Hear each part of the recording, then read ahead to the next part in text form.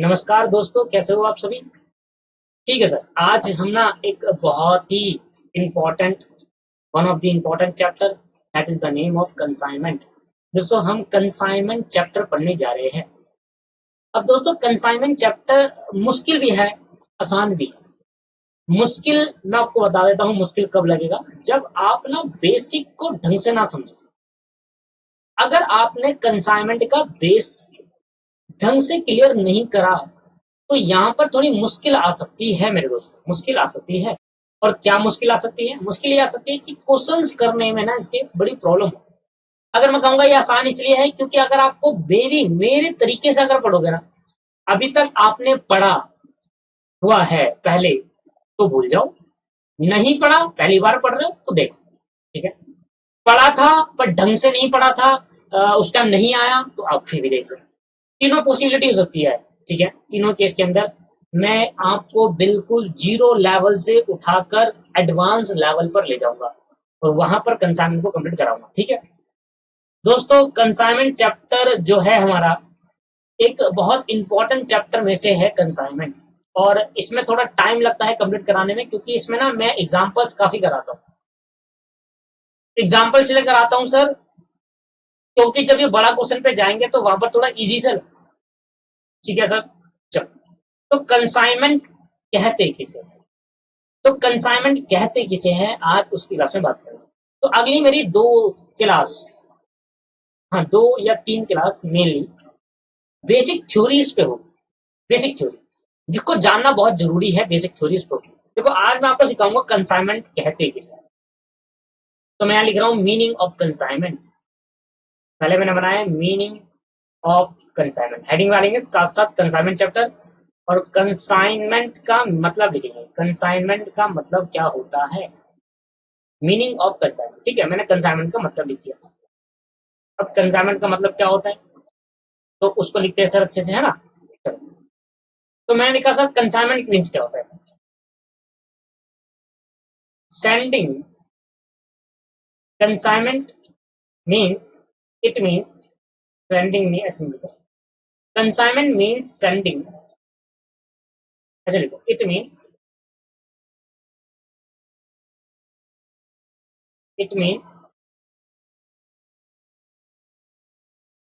sending of goods.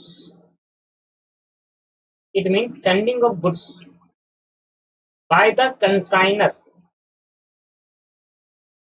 by the consignor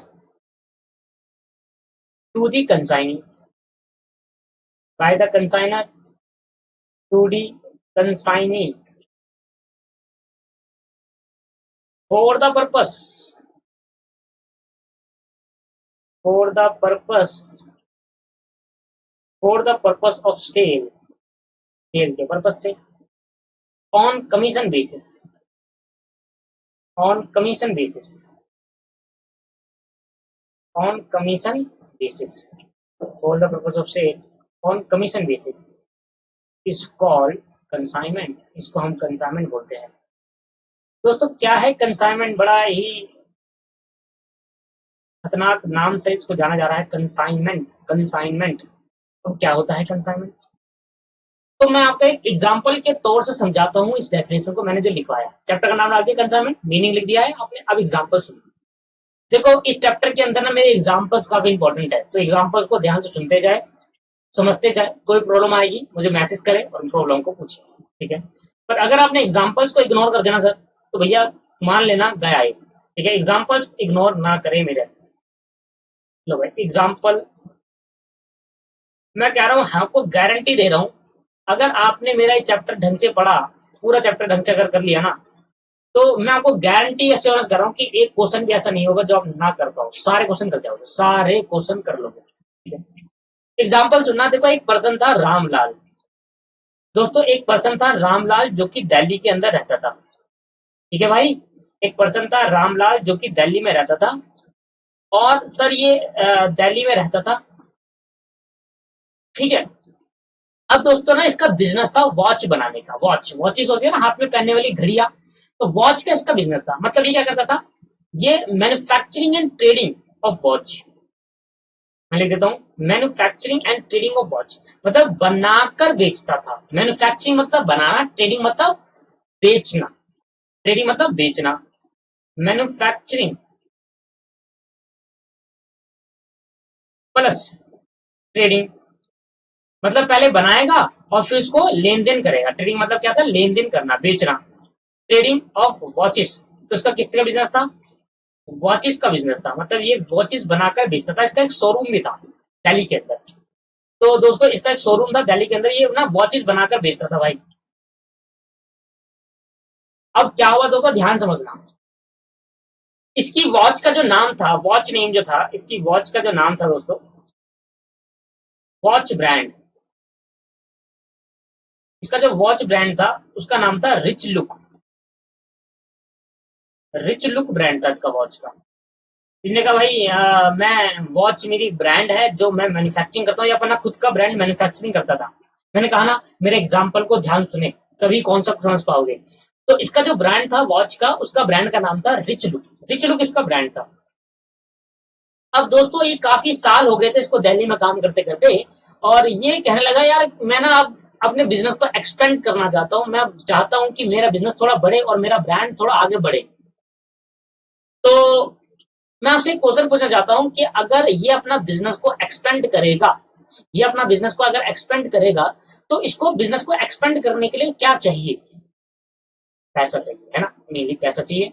without पैसा तो business expand नहीं हो सकता। दोस्तों बिजनेस एक्सपेंड करने के लिए हमें क्या करना होता है, हमें बिजनेस एक्सपेंड करने के लिए अलग अलग जाकर ब्रांचेस खोलनी पड़ती है।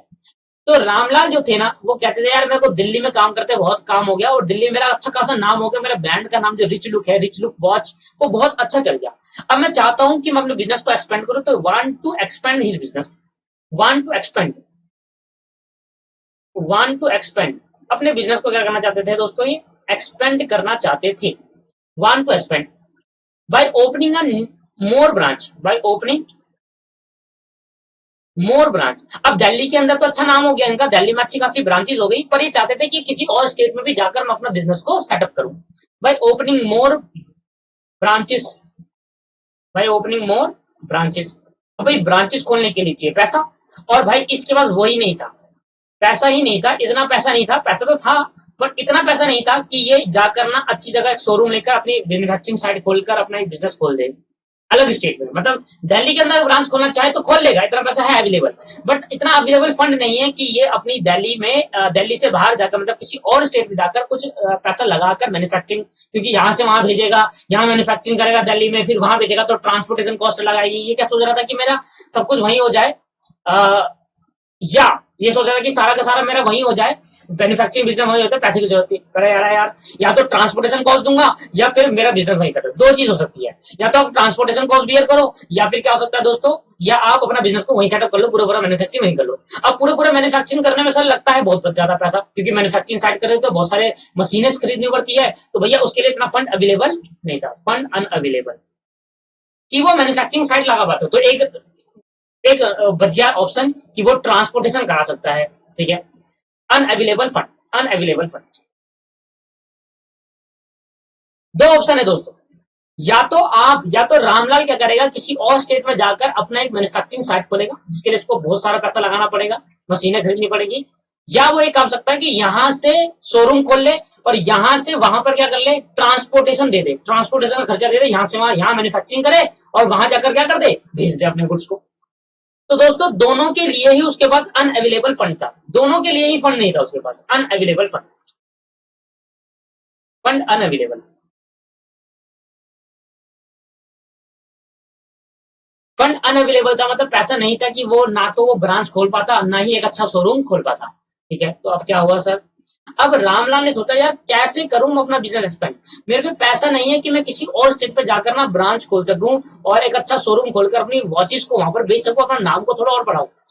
तो रामलाल ने सोचा यार क्या ऐसा करा जाए, बताओ आप बताओ क्या ऐसा करे कि रामलाल अपने बिजनेस को एक्सपेंड कर दे, एक ऐसा भी कर दे कि उसकी वॉचेस बिकने भी लग जाए और उसको ज्यादा पैसा खर्च भी ना करना पड़े। तो रामलाल को बड़ा ही दिमाग आया, रामलाल ने कहा, रामलाल एक दिन गया और कहा गया, मुंबई गया, मुंबई, और मुंबई में एक सेलर से मिला जिसका नाम था श्यामलाल। सैलरी से मिला जिसका नाम था श्यामलाल। मैंने कहा दोस्तों आराम से ही चीजों को समझा जा सकता है, अगर आप जल्दीबाजी करोगे नहीं समझ पाओगे। मैं इसलिए आराम से कर रहा हूँ, मैं भी जल्दीबाजी कर सकता हूँ पर मैंने नहीं कर रहा, आराम से समझ रहा हूँ। सुनते रहिए बस, आपको देखो कब मैं कंसेप्ट समझा दूंगा पता ही नहीं चलेगा आपको। मुंबई, अब रामलाल गया एक दिन मुंबई और मुंबई में जाकर श्यामलाल से मिला और श्यामलाल से कहा देखो भाई मैं अपना ना बिजनेस को ना एक्सपेंड करना चाहता हूँ। श्यामलाल ने कहा यार ये तो बहुत ही अच्छी बात है, आप अपने बिजनेस को एक्सपेंड करना चाहते हैं, बहुत अच्छी बात है। रामलाल कह रहा सर एक्सपेंड तो करना चाहता हूँ, मेरे पे इतना फंड नहीं पड़ा कि मैं यहाँ पर एक नया शोरूम खोल सकूँ, बड़ा सा शोरूम खोल सकूँ और मैन्युफैक्चरिंग साइड डाल सकूँ, इतना पैसा मेरे पे नहीं है, मेरे पे अवेलेबल फंड नहीं पड़ा। मैं बस दिल्ली के अंदर ही पैसा लगा चुका हूँ, वहां पर मेरे पे इतना है, पर मैं अपना बिजनेस एक्सपेंड कर सकता हूँ। तो श्यामलाल कहते हैं कि भाई इसमें मैं क्या मदद कर सकता हूँ आपकी। तो रामलाल ने कहा सर देखो मैं आपके लिए बहुत अच्छा ऑफर लेकर आया हूँ। रामलाल ने कहा श्यामलाल ने कहा बताइए सर क्या ऑफर लेकर आया। देखो सर मेरी मैन्युफैक्चरिंग साइट दिल्ली के अंदर है और मैं अपना बिजनेस को ब्रांड बनाना चाहता हूँ, अपना ब्रांड थोड़ा नाम ब्रांड बनाना चाहता हूँ, अपने ब्रांड वैल्यू करना चाहता हूँ अपनी वॉचेस की, और अपना नाम वॉच का नाम जहां नाम है मेरा रिच लुक, उसको ब्रांड वैल्यू करना चाहता हूँ। अब जो श्यामलाल था ना सर, श्यामलाल भी सर क्या करता था, श्यामलाल भी घड़ियां बेचता था, इसका भी बिजनेस वॉचेस का था और उसका एक बहुत ही बड़ा और बहुत ही बेहतरीन बिग शोरूम था मुंबई के अंदर, एक बहुत अच्छा शोरूम था, बिग शोरूम था इसका मुंबई के अंदर, बिग शोरूम था इसका मुंबई के अंदर दोस्तों, बहुत अच्छा शोरूम था, बहुत ही बेहतरीन शोरूम था दोस्तों, एक बिग शोरूम था मुंबई के अंदर इसका, और काफी अच्छा, काफी क्वालिटी, काफी लाइटिंग अच्छी, सब कुछ अच्छा था इसका। अब रामलाल श्यामलाल से बोल रहा है, रामलाल श्यामलाल से बोल रहा है कि श्यामलाल भाई मैं आपके लिए एक ऑफर लेकर आया हूं, मैं क्या करूंगा, आपका एक शोरूम है उसमें थोड़ी जगह मुझे मिल सकती है क्या। ऐसा कर रहा है, ऐसे कैसे मिल जाएगी भाई तुम्हारे को थोड़ी जगह, मेरा शोरूम, पैसा मैं लगा रहा हूँ। आप मेरी बात पूरे सुनिए। देखो सर मैं आपको एक ऑफर लेकर आ रहा हूँ, मैं कह रहा हूँ देखो मैं अपनी घड़िया, मैं अपनी वॉचेस अपने दिल्ली के अंदर मैन्युफैक्चरिंग करूंगा और वहां से आपको मैं भिजवा दूंगा। आपको क्या करना है, आपको क्या करना है, मेरी घड़ी अपने शोरूम के अंदर लगानी है सजाकर, और कोई कस्टमर आएगा तो मेरी घड़ी बेचनी है, और जब भी आप एक घड़ी बेचोगे तो मैं हर एक घड़ी पे आपको कमीशन दे दूंगा। क्या सही है। श्यामलाल सोचने लगा यार इतना बड़ा शोरूम है, इसकी घड़ियां और लगा दूंगा तो मेरा तो फायदा ही है, मेरी घड़ी बिक जाएगी, ठीक है इसकी घड़ी बिक जाएगी तब भी तो मुझे पैसा ही मिल जाए, तो मुझे तो बस रख कर लगानी है, सब कुछ ये करेगा, वो लाकर ये रख देगा, मुझे बस क्या करना है अपने लेबरों से, श्यामलाल कह रहा है मुझे अपने लेबर से उसको लाना है, अपने शोरूम के 10,000 देनी है, कोई आएगा तो भेज दूंगा, मैं कमीशन ले लूंगा। यार बिजनेस तो सही कह रहा है यार। और रामलाल ने क्या करा भाई, रामलाल ने कहा कि भाई मैं अपनी घड़िया आपको भेज दूंगा sent watches, sent watches to Shyamlal, sent watches to Shyamlal, और घड़िया भेज दूंगा। अच्छा इसकी घड़ी का नाम था, इस घड़ी का इसका जो ब्रांड वैल्यू, इसके जो ब्रांड था उसका नाम है मान लो वॉच क्लब, इसका ब्रांड का नाम क्या है दोस्तों, वॉच क्लब है। और दोस्तों इसने कहा कि देखो श्यामलाल ने कहा देखो मैं अपनी घड़ियां बेचूंगा, आप मेरी घड़ी को बेचना और हर घड़ी पर आपको कमीशन दूंगा, मतलब जितनी वॉच आप मेरी बेचोगे, मेरी जितनी वॉच आप सेल करोगे, हर एक वॉच पर आपको मैं क्या दूंगा, हर एक वॉच पर कमीशन दूंगा, मतलब sale on commission basis, sale on commission basis. बेचेगा कौन दोस्तों, श्यामलाल बेचेगा। किसकी घड़ी बेचेगा, रामलाल का ब्रांड बेचेगा। कहां बेचेगा, अपने शोरूम में बेचेगा, और बेचकर क्या लेगा रामलाल से, कमीशन लेगा। तो श्यामलाल क्या कर रहा है, सेल कर रहा है, और सेल करने पर प्रॉफिट हो रहा है या कमीशन मिल रहा है, सर कमीशन मिल रहा है। प्रॉफिट तो तब होगा जब ये अपना वॉच बेचेगा, अपना खुद का ब्रांड बेचेगा वॉचेस का, तब प्रॉफिट होगा ना वहां पर। अगर श्यामलाल जो है वो मुंबई में रहते हैं, रामलाल की घड़ियां बेचेगा तो रामलाल का ब्रांड भी बढ़ जाएगा, क्योंकि उसकी वॉचेस मुंबई में बिकने लग गई। देखो ब्रांड बढ़ रहा है, एक तरीके से ब्रांच ही समझ लो, बस उसका नाम नहीं आएगा, बस उसकी तरफ से घड़ी बेची जाएगी। अब श्यामलाल जितनी घड़ी बेचेगा उसके हर सेल पर उसको क्या मिलेगा, हर घड़ी पर उसको क्या मिलेगा दोस्तों, कमीशन। तो इसलिए बोला सेल ऑन कमीशन बेसिस, इसको क्या बोलते हैं। श्यामलाल क्या कर रहा है भाई, सेल कर रहा है, किस बेसिस पर, कमीशन बेसिस पर सेल कर रहा है दोस्तों। किस बेसिस पर सेल कर रहा है, कमीशन बेसिस पर सेल कर रहा है मेरे भाई, कमीशन बेसिस पर क्या कर रहा है मेरे भाई, सेल कर रहा है। इसको बोलते हैं sale on commission basis, sale on commission basis कर रहा है मेरे भाई। आई बात समझ में ही नहीं आई। तो अब क्या हुआ, इससे क्या हुआ दोस्तों, रामलाल का बिजनेस भी अच्छा खासा चलने लग गया, क्योंकि उसकी घड़ी भी अब कहां बिकने लग गई, शोरूम में बिकने लग गई, वो भी मुंबई में बिकने लग गई। जहां वो दिल्ली तक ही सीमित था वहां उसकी मुंबई में भी बिकने लगी। क्या आपको लगता है कि रामलाल को प्रॉफिट कम होगा? नहीं यार, रामलाल को भरकर प्रॉफिट होगा। क्यों?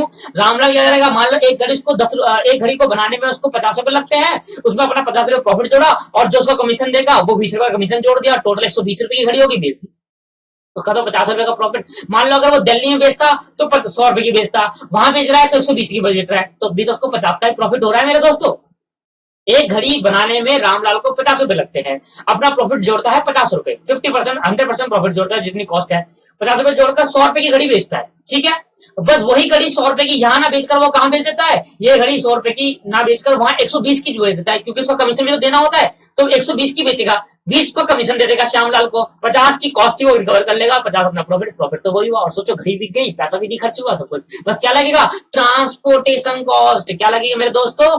Transportation cost. रामलाल मैन्युफैक्चरिंग करके घड़ियां पहुंचाएगा कहां पर? श्यामलाल के शोरूम में, और वहां लगेगी ट्रांसपोर्टेशन कॉस्ट। क्या बात समझ में आ गई नहीं आई?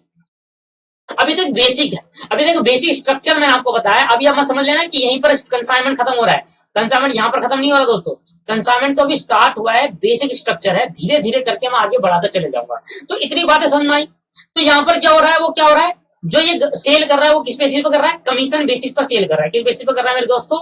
कमीशन बेसिस पर सेल कर रहा है, कमीशन बेसिस पर सेल कर रहा है ना। तो ये क्या कर रहा है दोस्तों? कमीशन बेसिस पर सेल कर रहा है। तो कैसा होगा सर इसका, अगर मैं इसका ट्रीटमेंट करूंगा तो कैसा होगा? ये कहेगा भाई सेल, मैंने सेल करी। ये क्या करेगा, ये सामने करेगा माल बेचेगा, बेचने के बाद क्या करेगा सर, अपना कमीशन काट लेगा। एक बार माल बेचने के बाद अपना कमीशन काट लेगा, और जो भी कमीशन काट लेगा, जो भी बैलेंस बच जाएगा, रिमेनिंग बैलेंस, वो क्या कर देगा, श्यामलाल को भेज देगा। Give to Ramlal, sorry Shyamlal को नहीं बेचेगा, रामलाल को भेज देगा। कौन भेजेगा? बैलेंस अमाउंट कौन भेज देगा? बैलेंस अमाउंट भेज देगा श्यामलाल रामलाल को। मतलब अगर 150 रुपए की घड़ी बेची, अपना कमीशन उसने 50 रुपए काट लिया, 100 रुपए भेज देगा। सिंपल। कैसे समझ में आया नहीं आया? तो एक छोटा सा, तो सर ये तो बता दो कंसाइनमेंट किसे कहते हैं। तो मैंने कहा आ जाओ पढ़ाता हूँ।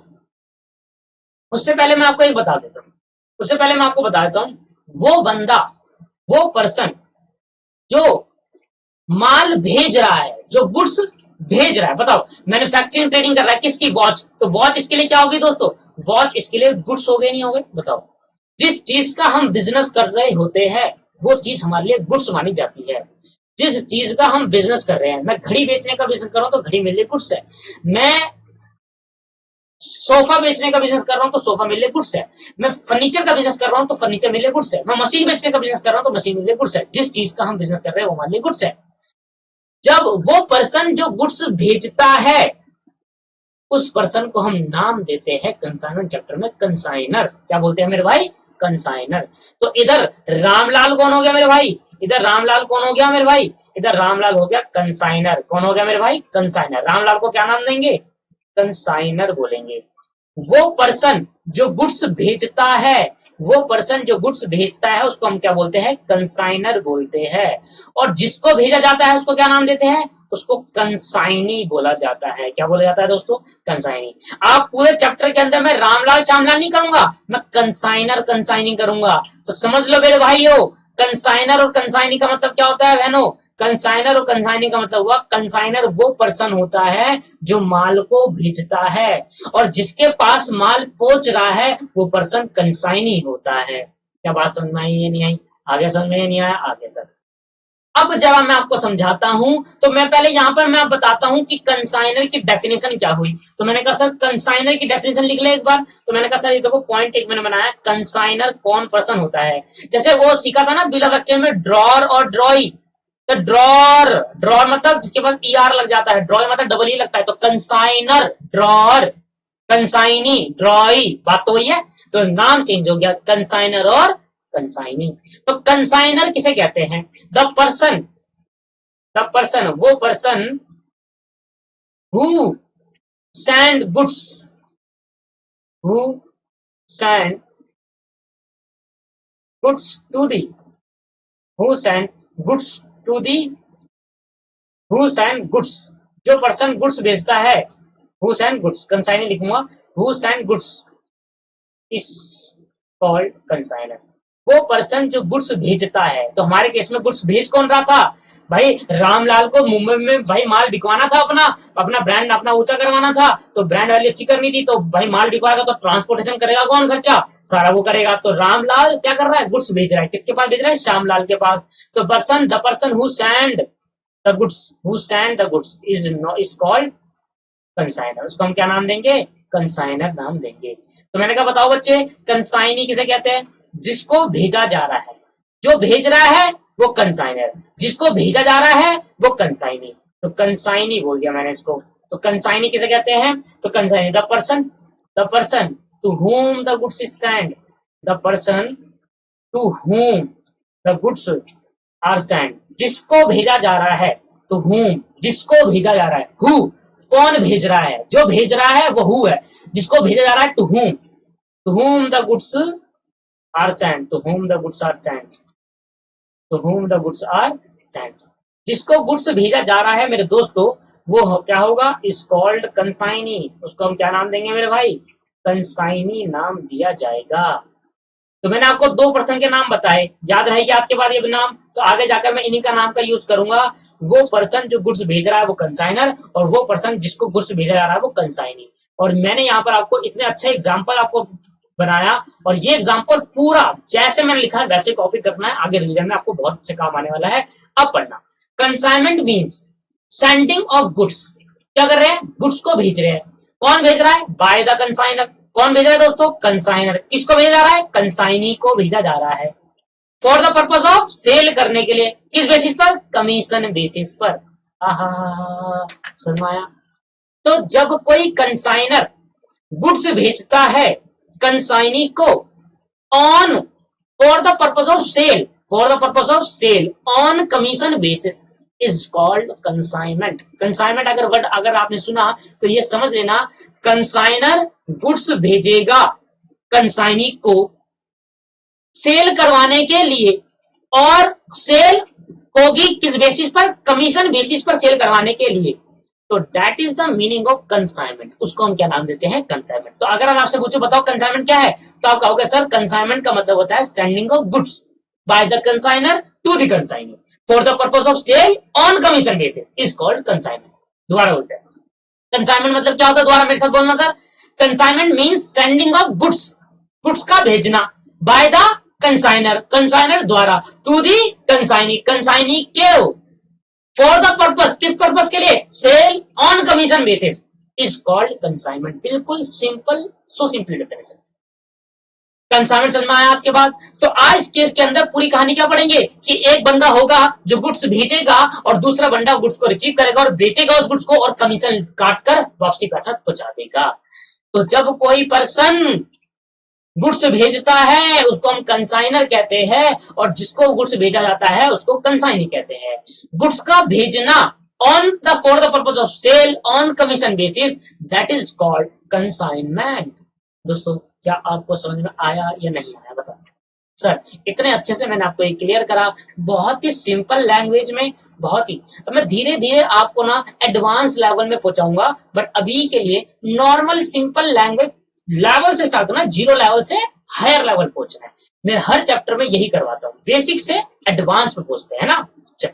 तो अब मैं आपको क्या कराने जा रहा हूँ? एक नया वर्ड सिखाने जा रहा हूँ जिसका मतलब है कंसाइनमेंट अकाउंट। जिसका मतलब क्या है दोस्तों? Consignment account. ये सारे जो वर्ड मैं आपको सिखा रहा हूँ ना सर, ये सारे वर्ड कहीं ना कहीं आपको काम आएंगे, तो सब वर्ड को ध्यान देना है। कंसाइनमेंट अकाउंट, कंसाइनमेंट अकाउंट क्या होते हैं मेरे दोस्त? कंसाइनमेंट अकाउंट क्या होते हैं सर? वो अकाउंट जो कंसाइनमेंट चैप्टर बनते हैं, अरे ऐसे तो ना बोलेंगे, वो अकाउंट जो कंसाइनमेंट की ट्रांजैक्शन में बनेंगे। हाँ ऐसा कुछ अच्छा लगा बोलने में। कंसाइनमेंट ट्रांजैक्शन होती है दोस्तों, जब एक पर्सन गुड्स भेजता है दूसरे पर्सन को for the purpose sale on a commission basis, that is the consignment transaction. इसको कंसाइनमेंट ट्रांजैक्शन कहते हैं। तो इसके बारे में लिख दे, the account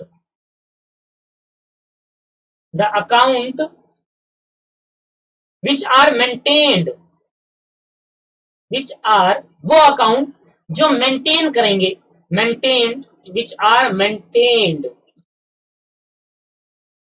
by the consigner। कौन कंटेन करेगा? कंसाइनर। कंसाइनर कौन है? जो गुड्स का मालिक है। कंसाइनर कौन है दोस्तों? जो गुड्स का मालिक है। एंड और कौन मेंटेन करेगा, और जिसको गुड्स भेजा रहा, दोनों मेंटेन करेंगे।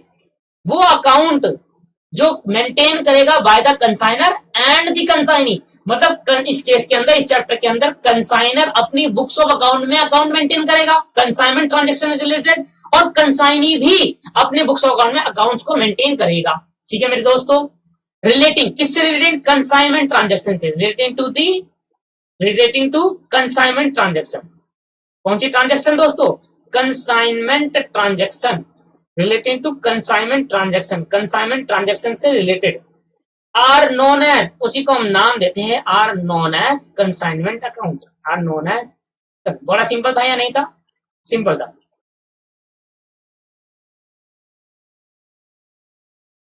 कंसाइनमेंट अकाउंट दोस्तों, उसी को हम कंसाइनमेंट अकाउंट कहेंगे, उसी को हम क्या नाम देंगे, कंसाइनमेंट अकाउंट बोलेंगे। जब the account which are maintain, वो अकाउंट जब कोई कंसाइनर मेंटेन, वो अकाउंट जो मेंटेन करेगा by the consigner, consigner maintain करेगा और कंसाइनी मेंटेन करेगा। कौन सी ट्रांजेक्शन से मेंटेन करेगा, कंसाइनमेंट में हुई ट्रांजेक्शन मेंटेन करेंगे। सर कंसाइनमेंट में कौन कौन सी ट्रांजेक्शन होती है, अभी स्टार्टिंग हुई है आज क्लास की, धीरे धीरे आपको पता चलेगा बहुत सारी ट्रांजेक्शन है जो कंसाइनमेंट में होती है। तो अकाउंट्स का, कंसाइनमेंट अकाउंट का मतलब क्या है, कंसाइनमेंट अकाउंट का मतलब है कि जब भी कोई अकाउंट मेंटेन करेगा कंसाइनर और कंसाइन, किससे रिलेटेड ट्रांजेक्शन से मेंटेन करेगा, कंसाइनमेंट ट्रांजेक्शन से रिलेटेड मेंटेन करेगा, तो ऐसी अकाउंट्स को हम नाम देंगे कंसाइनमेंट अकाउंट। आया बात समझ में या नहीं आई सर, बहुत ही सिंपल। तो मैं आपको बताता हूँ सर, एक बच्चे ने मुझसे पूछा सर आप हमें बताओ कि सर कंसाइनमेंट भी तो एक तरीके का सेल ही हो गया, तो यहाँ पर क्या हुआ, बस सेल जिस उस बंदे ने नहीं करा जिस बंदे के पास गुड्स है, सेल किसी और पर्सन ने करा, पर है तो सेल ही। तो मैंने कहा बच्चे ये कंसाइनमेंट है, सेल नहीं है। तो कंसाइनमेंट सर सेल से डिफरेंट होता है, इसलिए मेरे को पढ़ाना पड़ेगा अब difference between consignment and sale. Consignment और सेल में क्या डिफरेंस होता है, तभी आप दोनों को कंपेरिजन कर पाओगे कि नहीं सेल अलग होती है और कंसाइनमेंट अलग होता है। भले ही कंसाइनमेंट में सेल हो रही है, इन एंड रिजल्ट इसका सेल ही है, बट दोनों अलग होता है। अब क्या अलग होता है तो उसके बारे में हम अब चर्चा करने जा रहे हैं। तो आज की क्लास को मैं यही समाप्त करूंगा, कब, अभी नहीं, कंसाइनमेंट और सेल में डिफरेंस बताने के बाद। जब हम डिफरेंस खत्म कर देंगे दोस्तों, तब मैं आज की क्लास को खत्म कर दूंगा। ठीक है, तो पहली क्लास में हमेशा छोटी इसलिए बनाता हूँ क्योंकि थोड़ा बेसिक स्ट्रक्चर है, ठीक है, इसे थोड़ा समझाना। तो मैं आपको आज की क्लास में एक पॉइंट सिखा रहा हूँ, different between the consignment and sale. Consignment और सेल के अंदर क्या डिफरेंस होता है, difference between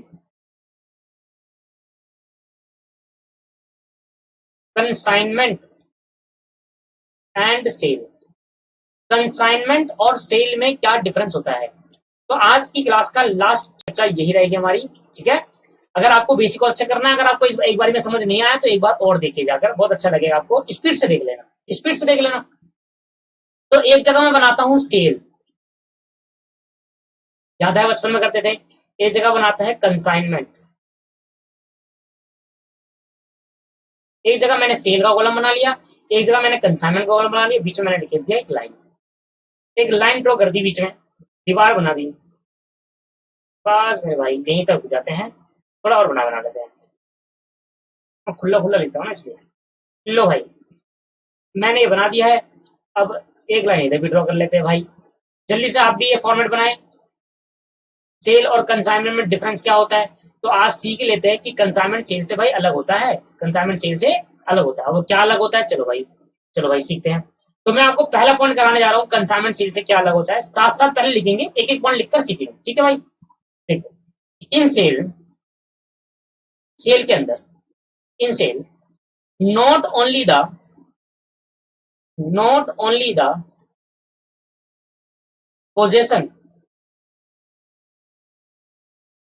possession of goods, not only the possession of goods, as well as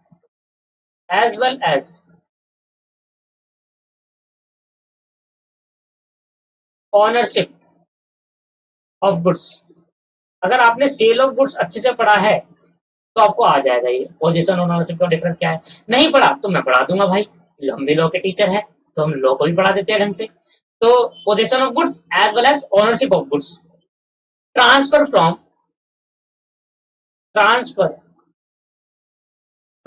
seller to buyer, transfer from seller to buyer. अच्छा भाई, तो मैंने कहा इसका फर्स्ट पॉइंट क्या होगा, फिर मैंने कहा इसका फर्स्ट पॉइंट भी लिख लेते हैं। मैंने कहा देखो इन consignment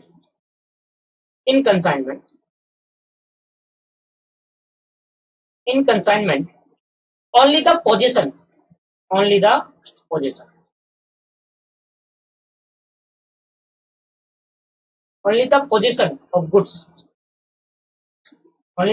of goods is transfer from consignor to consignee, from consignor to consignee,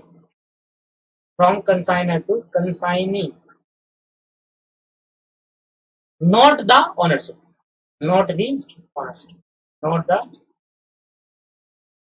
ownership transfer नहीं होता। अब सर सबसे पहले तो हमें मतलब समझना है कि पोजीशन मतलब क्या होता है। अगर आपको एक पोजीशन मतलब समझ में आ गया ना सर, तो आपको ये लाइन समझ में आ जाएगी पूरी पूरी, ठीक है। तो मैं आपको एग्जांपल के तौर पे पोजीशन का मतलब समझाता हूँ।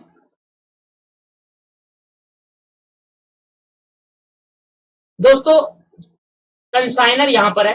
अब देखो मैं कंसाइनर वर्ड यूज करूंगा तो समझ में आएगा ना, जो माल गुड्स बेच रहा होता है वो कंसाइनर, और कंसाइनी यहाँ पर है, ठीक है। कंसाइनर यहाँ, कंसाइनी यहाँ। यहाँ एक सेलर है और एक बायर है,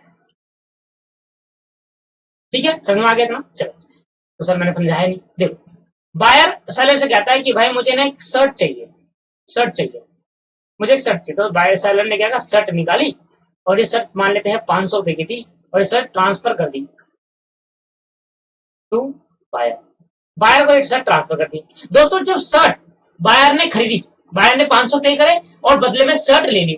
जब बायर, मान लो मैं बायर हूं आप सेलर हो, आपने मुझे शर्ट दी और जैसी शर्ट फिजिकली मेरे पास आई, that is the meaning of possession. क्या बोलते हैं उसको? पोजेशन। मतलब जब गुड्स एक्चुअल में मेरे पास आ जाएंगे, गुड्स का फिजिकली मेरे पास आना पोजीशन कहलाता है दोस्तों। क्या कहलाता है? पोजीशन।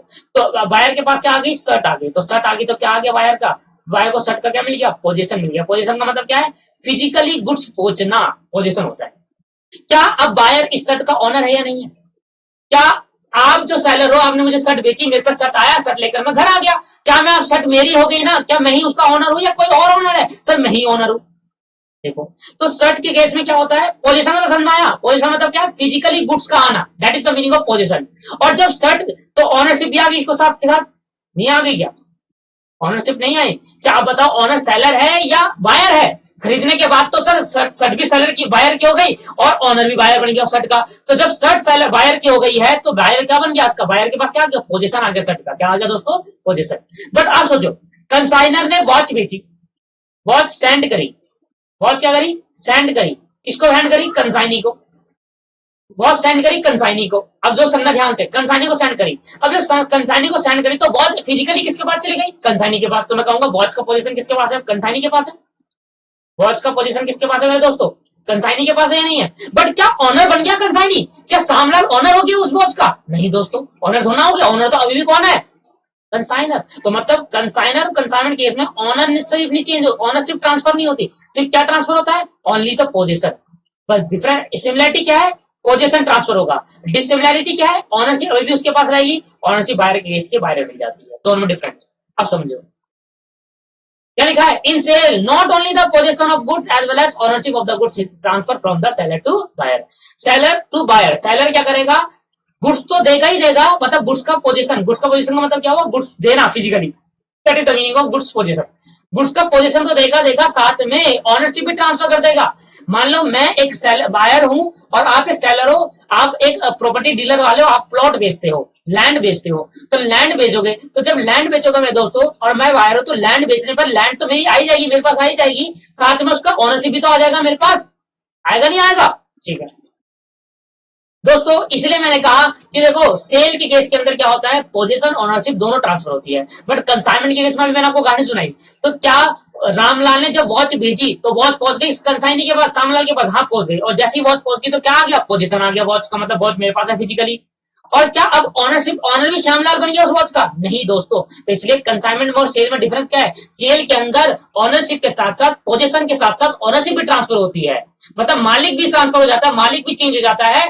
बट कंसाइनमेंट ट्रांजेक्शन के अंदर सिर्फ पोजीशन गुड्स जाते हैं, मालिक चेंज हो जाता है, मालिक चेंज नहीं होता।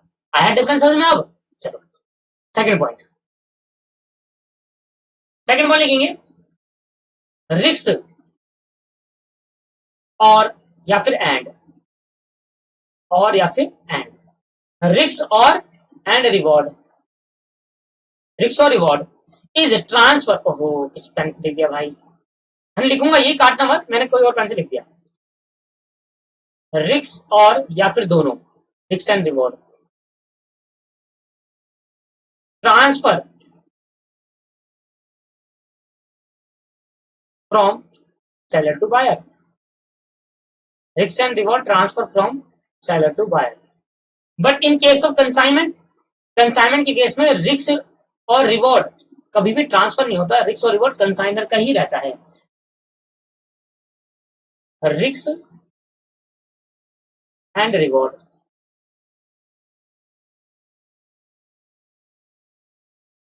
Risk and reward always remain with consigner, always remain with consigner। क्या मतलब हुआ? मान लो आपने मेरे से क्या कहते, आप अभी हम सेलर और बायर है, आप बायर हो मैं सेलर हूं, मैंने आपको एक शर्ट बेची, आपने कहा शर्ट आप जा रहे थे लेके जा रहे थे और एक बाइक वाला आया, बाइक शर्ट ऐसे ले जा रहे थे तो बाइक वाला आया और बाइक वाला आपकी शर्ट पकड़ी और लेकर भाग गया, तो आपको क्या हो गया? लॉस हो गया। आपको क्या हो गया दोस्तों? लॉस। अब आप मेरे पास आकर ये कहोगे कि भाई तुमने जो शर्ट दी थी वो तो बाइक वाला चुरा कर ले गया, अब मुझे दूसरी शर्ट दो, क्या मैं दूंगा? आप सोचो, लॉजिकली सोचो, प्रैक्टिकली सोचना। आप किसी दुकान पे जाकर शर्ट मांगते हो, ठीक है, आपने टॉप मांगा, टॉप लड़कियों के लिए टॉप हो गया और लड़कों के लिए शर्ट हो गई, जींस तो दोनों के लिए ही होता है। तो मान लो आपने जींस मांगी, ठीक है, और जींस मांग कर आपने कहा कि सर भैया मुझे जींस चाहिए। अब जींस दिया है, जींस आपने पैसे दिए, जींस मिल गई, तो आप वो सेलर है, आप बायर हो, आपने जींस खरीदी तो आपके पास पोजीशन भी आ गया, जींस भी मिल गई और आप उसके मालिक बन गए। जैसे ही बाहर निकले जींस नाली में गिर गई, जींस गटर में गिर गई और गिरते खराब होगी पूरी की पूरी, आपने हाथ करा छोड़े, आप खत्म हो गया जो हो गया। अब क्या दोबारा सेलर आपको दोबारा देगा? क्या सेलर रिस्पॉन्सिबल है इसके लिए या आप रिस्पॉन्सिबल हो? सर आप रिस्पॉन्सिबल हो। तो मतलब जो रिस्क है वो भी ट्रांसफर हो जाता है भाई, जब ऑनरशिप पोजीशन ट्रांसफर होती है ना सेल केस में, तो रिस्क भी ट्रांसफर हो जाता है, ठीक है। और रिवॉर्ड के बारे में क्या कहूँ? रिवॉर्ड के बारे में कहता हूँ, आप किसी दुकान पे गए और दुकान पे आपने कहा कि भैया मुझे ना एक चॉकलेट दे दो, चॉकलेट, तो आपने चॉकलेट दी और एक चॉकलेट के साथ एक चॉकलेट फ्री मिल गई, और फ्री मिल गई तो आपका रिवॉर्ड है। क्या आपको एक चॉकलेट के साथ एक चॉकलेट फ्री मिल गई तो सेलर के लिए सेलर वो चॉकलेट ले लेगा? आपने कहा by one get one free, by one get one free लिखा है, आपने एक कपड़ा उठाया, एक शर्ट उठाई, उसके अंदर लिखा था बाय वन गेट वन, मतलब एक शर्ट के साथ एक शर्ट फ्री मिलेगी, तो एक शर्ट फ्री मिलेगी, दैट इज द रिवॉर्ड। अब आपने जब एक शर्ट खरीदी तो उसके ऑनर बन गए, तो उसके साथ जो रिवॉर्ड मिला ये भी आपका ही है। रिस्क आपका बायर का तो रिवॉर्ड भी बायर का होगा। ऐसा नहीं कि भाई जब भी शर्ट लूं तो नाली में गिर जाएगी, चुरा के ले जाएगा, भाई शर्ट के साथ एक शर्ट भी तो फ्री मिल सकती है, तो जब रिस्क मैं ले रहा हूं तो रिवॉर्ड भी मेरा ही होगा, रिवॉर्ड सेलर को भी दूंगा। आ रहा समझ में? तो इसके लिए सेल के केस के अंदर रिस्क और रिवॉर्ड दोनों के दोनों ट्रांसफर कर दिए जाते हैं सेलर टू बायर, बायर को ट्रांसफर हो जाता है क्योंकि सब कुछ बायर का हो जाता है फिर। पर कंसाइनमेंट के केस के अंदर मान लो यहां से गाड़ी निकली, एक ट्रांसपोर्टेशन गाड़ी निकली, ट्रक निकला, गुड्स का वॉच, और ट्रक गिर गया, ट्रक गिर गया, बहुत सारी टूट गई, तो ये लॉस किसका बताओ? कंसाइनर का या कंसाइनी का? सर श्यामलाल का या रामलाल का? सर रामलाल का, क्योंकि सर इसलिए क्योंकि रामलाल श्यामलाल का पर्पस नहीं है। श्यामलाल को क्या मिलेगा? श्यामलाल को बस गुड्स ला कर रख दो, हम तो बेचने का काम करेंगे, बस चोरी हो या कुछ भी हो। अच्छा सर ये मान लेते हैं कि रामलाल ने गुड्स को रखा और श्यामलाल की दुकान पर अगले दिन चोरी हो गई, अभी भी तो श्यामलाल के जो गुड्स पड़े थे, श्यामलाल के जो गुड्स पड़े थे वो तो सर उसका लॉस हुआ, पर श्यामलाल के शोरूम के अंदर रामलाल के जो गुड्स पड़े थे, वॉच पड़ी थी, वो लॉस उसका ही होगा, रामलाल श्यामलाल की वजह।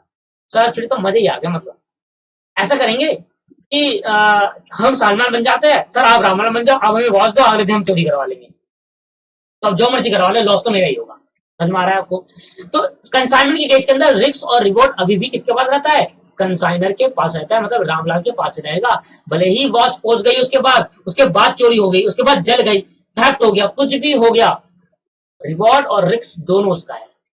अगर सेल हो गई, महंगी सेल बिकी तो फायदा उसका, सस्ती में बिकी चोरी हो गया तो लॉस भी उसका। किसका? कंसाइनर का। तो दोनों में डिफरेंस क्या हुआ?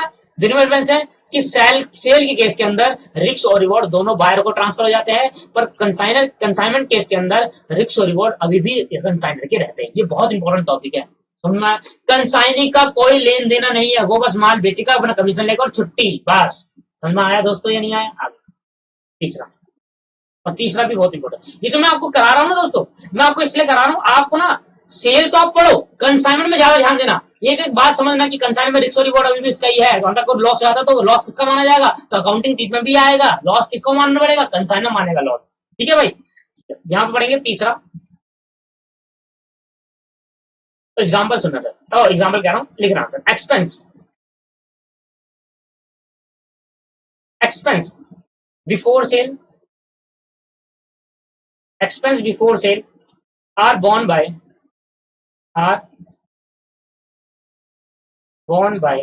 expense before sale are borne by the seller, expense before sale are borne by the seller, and after sale expense after sale borne by the buyer, expense after sale borne by the buyer। मतलब simple है, आपको पढ़ते समझ में आ गया। आपने मान लेते हैं अमेजोन से आपने फोन मंगाया, फोन मंगाने के बाद अमेजोन ने फोन लाने तक का खर्चा अमेजोन का है। फोन को बनाना या फोन को कहीं से उठाकर आपको ट्रांसफर करना, मतलब ट्रांसपोर्टेशन जितने भी कॉस्ट है वो अमेजोन की है, अमेजोन ने आपके पास लग दिया। तो सेल होने से पहले खर्चा किसका है? सेलर का है। और सेल होने के बाद का बाकी खर्चा आपका, आपने कहा फोन में यार मैं स्क्रीन कार्ड लगाऊंगा, फोन में आपको एक बड़े से कवर लूंगा, तो सेल होने के बाद जितने भी आप एक्सपेंस करोगे वो किसका? बायर का। तो सेल के इसके अंदर क्या होता है? सेल के इसके अंदर होता है, सेल करने से पहले जितने भी एक्सपेंस होंगे वो सेलर का होगा, और सेल करने के बाद जितने भी एक्सपेंस होगा वो बायर बोन करेगा। आया समझ में? सिंपल है। बट इसके अंदर क्या होता है? all the expense will be borne by the consignor, all expense will be borne by the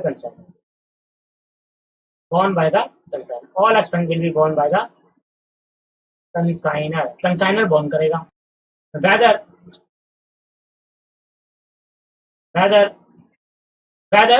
they have been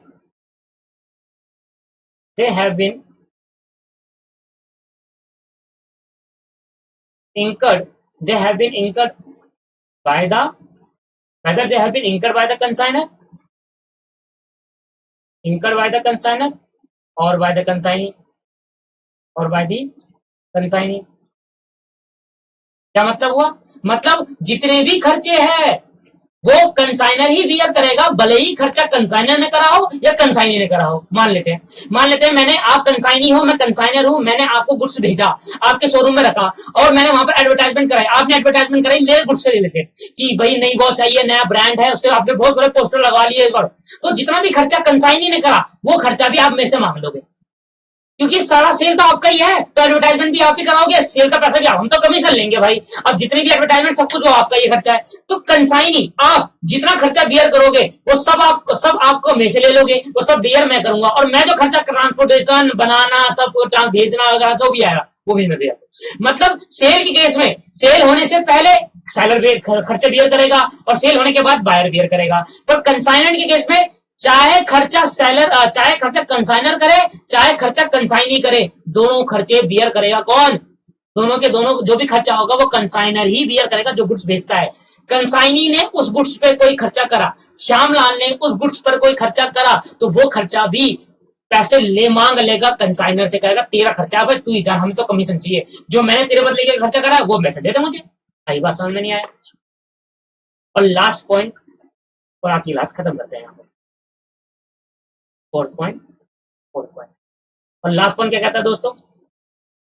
last point क्या रहा है भाई? Goods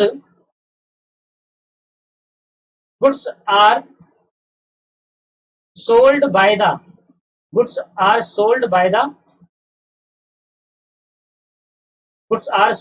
the consigner, goods are sold by the seller for profit, for the purpose of profit। किस purpose के लिए seller बेचता है अपना गुड्स? प्रॉफिट के पर्पस के लिए बेचता है। बट यहाँ पर कौन बेचता है goods? Goods are sold by the consigner या कंसाइनी? बताओ गुड्स कौन बेचेगा? श्यामलाल बेचेगा गुड्स या रामलाल बेचेगा? सर श्यामलाल बेचेगा ना, रामलाल तो भेजेगा।